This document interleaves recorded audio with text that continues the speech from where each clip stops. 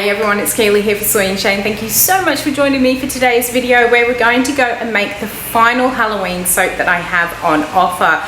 Now, as with the previous soap on the sandworm one, I was under huge time constraints on this one, so a lot of this footage was actually filmed while the shop was open and I wasn't able to do any talking.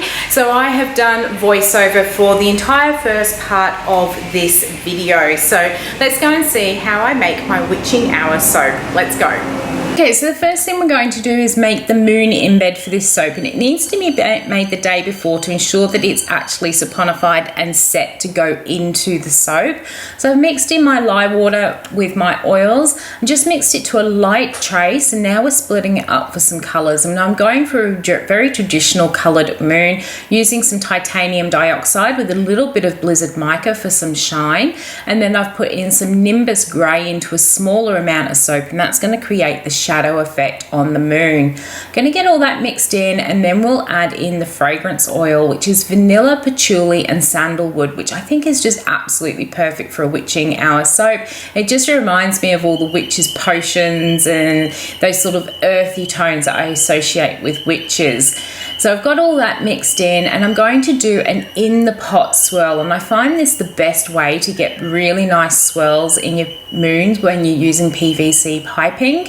Now I've got all that in there, let's grab the piping, and I'm using a 1.5 inch pipe, and it's lined with some greaseproof paper, and I have a cap on the bottom to stop the soap from coming out. Gonna scrape this out until it completely fills up that mold.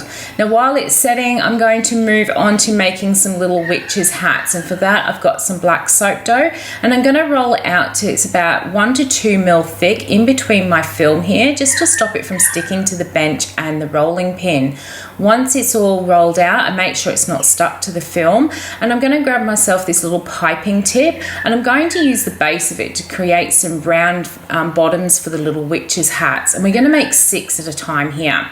Now with the rest of that soap dough, I'm going to break off some pieces which are about 3 to 5 grams. I can't remember exactly how much I did, but I'm breaking off so they're all the same size, and then I'm going to roll them up into a ball, shape them into a cone, and then I'm going to just tip the edge of the hat over a little bit. Now I do this to make wrapping the soaps up much easier. They don't stick through the shrink wrap when you're doing it that way, and there's also less chance of them breaking when you are shipping them to people. So we're going to finish making all of those little cones to go on top of the hats, and then the next thing we're going to do is grab our little bases, and I'm going to use a sharp little tool, which you'll see me do in just a moment once I've got them all out of the soap dough. I'm going to put that bit of soap dough away so it doesn't dry out, and here's that little tool, and all I'm going to do is rough up the center of each of these circles, and then I will take the cones of each of those hats and I'm going to rough up the bottom,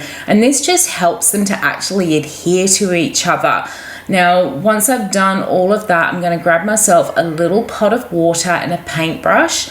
I'm going to put some water onto the bottom of the hat and then stick it onto the base here. Once I've gone through and popped all of those little hats on there, I'm just going to make sure that they have adhered to the bottoms. So here I am just picking them up, making sure the bottom is pushed on, also giving the bottom of the hat just a little bit of extra shape.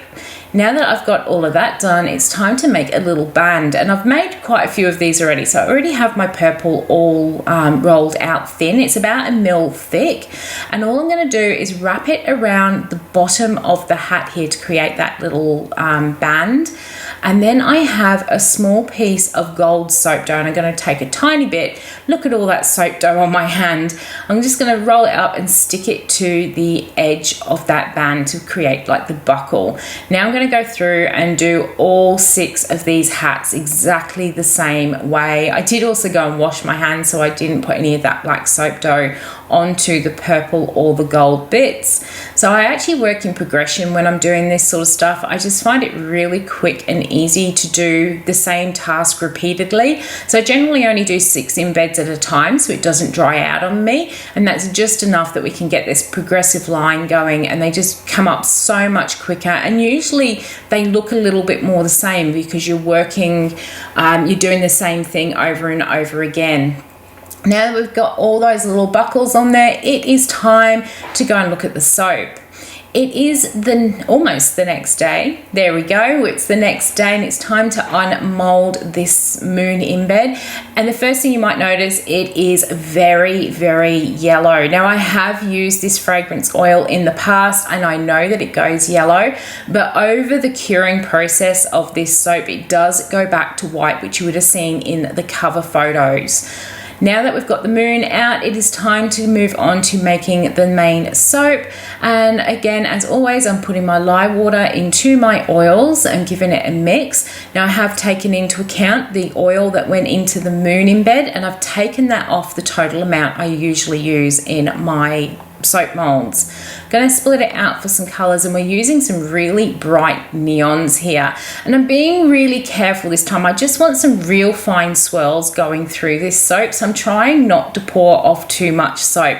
I have this really bad habit of pouring too much soap when it comes time to doing my swirls, and then I just end up with too much swirl sometimes.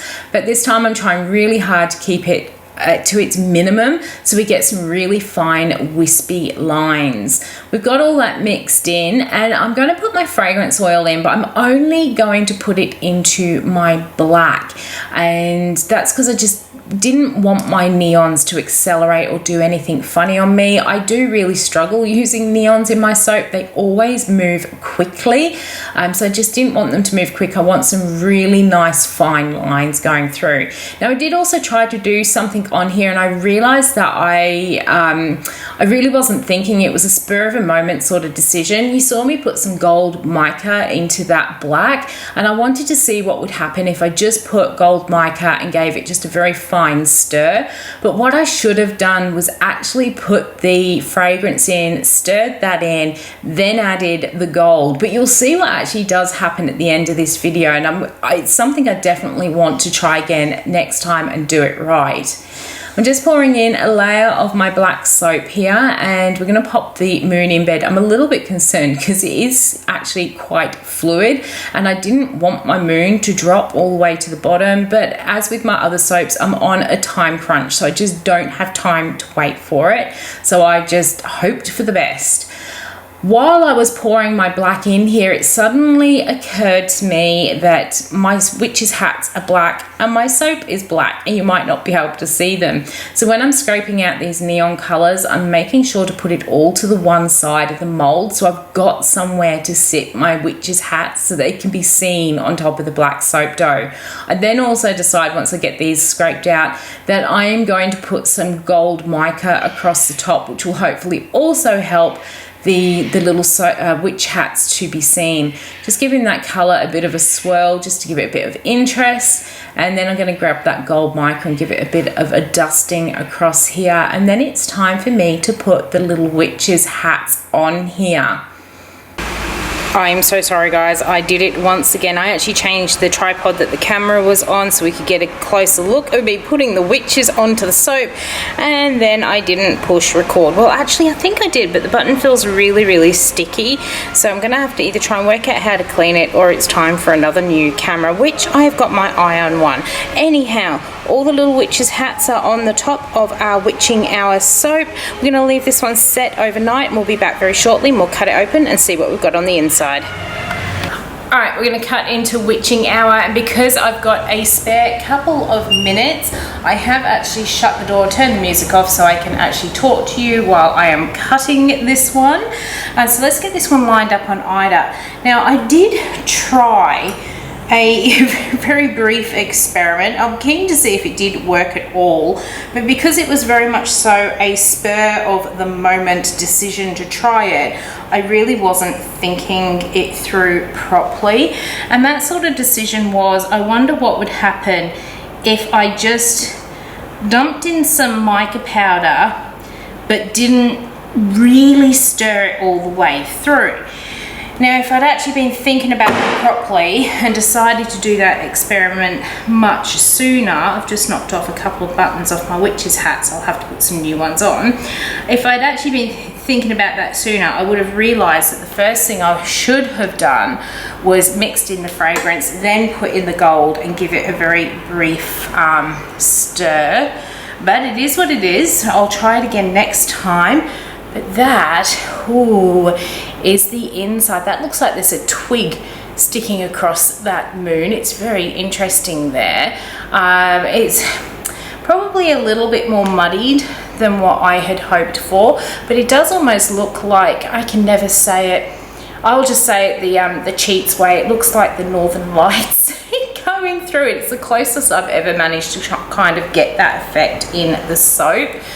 It is, yeah, but I'm still, it is a little bit muddy, but I'm still really, really pleased with it. You can actually see, I don't know if the camera is going to pick up on any of it. Let me come around the bench a little bit because we might be able to pick up on it. Up around here there are some little flecks of gold in there, so I think if I try it again, I will actually, so you can see another piece down here, I'll actually mix in the fragrance first and then put that other mica through it to see what happens. And there's kind of a trick to not putting so much mica in that it stains people when they use it. You can see a good streak of it in that one just down around there, but you have to get enough in that it's going to actually show up, but not so much that it's going to stain. But you can actually see those flecks of gold in there, so that's really exciting. It's definitely something I'm going to try again at some point because I do like that sort of effect that it's given. As we're moving down, the bar is not as muddied. It seemed to be only those first couple that had that sort of muddied look to it. So I'm really, really pleased with how that's come up. And as I said, that is the closest I've ever been able to getting that sort of Northern Lights sort of appearance in the soap. And I love the moon in here. I love the little witches hats. And again, like as I said with the apple soap, although it's, you know, it is a cute design, it's not too overly cute and does have a little bit of spooky vibe to it as well. So there is my witching hour soap, and oh, by the way, it smells really good. I love this fragrance oil that's in here. So I hope you've enjoyed coming along with me as I made this one. If you did, why not leave me a thumbs up and any comments down below. I need to go and make some new buttons to go on the front of my witch's hats. But until the next video comes out, I hope you have a good one. I'll see you then. Bye.